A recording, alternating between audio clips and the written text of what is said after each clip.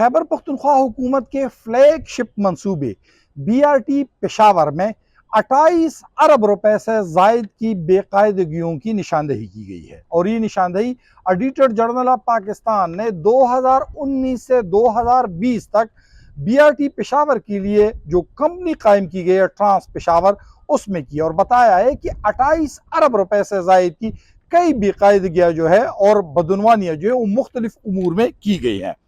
بتایا گیا ہے کہ ان 3 سالوں کے دوران 5 بسوں کو آگ لگی تھی، اور یہ ذمہ داری کمپنی کی تھی کہ وہ اس کو ٹھیک کرے، لیکن ٹرانس پشاور نے اس کی ادائیگی کی اور مجموعی طور پر 11 کروڑ روپے کا جو تھا وہ خسارہ ہوا،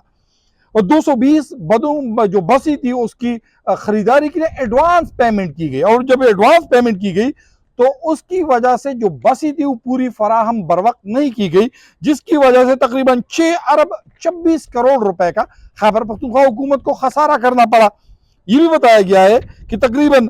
10 ارب روپے سے جب زائد کی مالیت کی منصوبی کی منظوری دینی پڑتی ہے تو اس کے لیے خیبر پختونخوا حکومت یا کوئی بھی صوبہ ہو وہ وفاق کے پاس جاتی ہے اور ایکنک سے اس کی منظوری لینی پڑتی ہے۔ اب ایکنک سے منظوری لیے بغیر خیبر پختونخوا حکومت کی جو ٹرانس پشاور ہے، انہوں نے تقریباً جو مجموعی طور پر انٹیلیجنٹ ٹرانسپورٹ سسٹم ہے جو اسے ITS کہا جاتا ہے، اس مختلف کمپنیوں کی حوالے کی، اور اس میں مجموعی طور پر 11 ارب 32 کروڑ روپے سے زائد کی بے قاعدگیاں ہوئی، کیونکہ اس کی ایکنک سے منظوری ہی نہیں لی گئی۔ اس طرح یہ بتایا گیا ہے کہ BRT پشاور کا جو بسوں کا ٹیکہ تھا اس کے لیے بولی کی مد میں 3 جو کمپنیاں تھی اس نے اپلائی کیا تھا، لیکن جس کمپنی کو یہ BRT بسوں کے چلانے کا ٹیکہ دیا گیا اس نے سرے سے بولی کے لیے کاغذات ہی جمع نہیں کی تھی۔ اس کمپنی کا نام ہے MS نارتھ ساؤتھ ٹریول، جو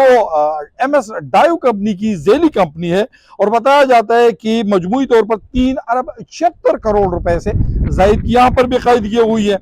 کمرشل پلازے چمکنی، ڈبگری گارڈن، اس کے علاوہ حیات آباد، مال آف حیات آباد جسے کہا جاتا ہے، وہ مکمل ہی نہیں ہوئے، یعنی 2022 تک، اور یہ بتایا جاتا ہے کہ اس کی وجہ سے ٹرانس پشاور کو اربوں روپے کا خسارہ اٹھانا پڑا۔ اسی طرح یہ بتایا گیا کہ جو وینڈرز تھی، یعنی جن کمپنیوں کو مختلف ٹیکے دیے گئے تھے، ان پر 2.5% ایک قسم کا ٹیکس ہے، اس کے علاوہ جو انکم ٹیکس ہے وہ بھی ان سے وصول نہیں کیا گیا۔ اسی طرح مجموعی طور پر 6 کروڑ 94 لاکھ روپے کا نقصان جو ہے وہ ٹرانس پشاور کو اٹھانا پڑا۔ ٹرانس پشاور کی آمدنی یعنی جو دستاویزات تھے اور جو بتایا گیا تھا اس میں تقریباً 2 کروڑ 43 لاکھ روپے کا خسارہ تھا۔ اسی طرح BRT پشاور کے PC1 میں یہ نہیں تھا کہ سبسڈی دی جائے گی، لیکن انیشیلی جو 2022 تک سبسڈی دی گئی تھی وہ 4 ارب 40 کروڑ کی دی گئی، جو PC1 کی خلاف ورزی ہے، اور یہ بھی ایک قسم سے مالی بے ضابطگی ہے۔ اس کے علاوہ یہ بتایا گیا ہے کہ مختلف اسٹیشن سے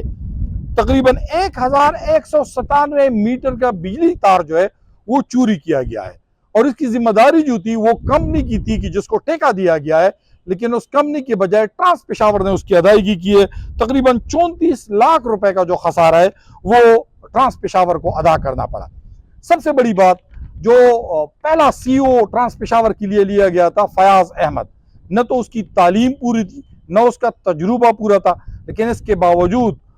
اسے لیا گیا، اور حیران کن بات یہ ہے کہ جب اس کو ٹرانس پشاور جو کمپنی ہے اس کا چیف ایگزیکٹو مقرر کیا گیا تھا، تو اس کمپنی میں وہ خود بھی، یعنی وہ جو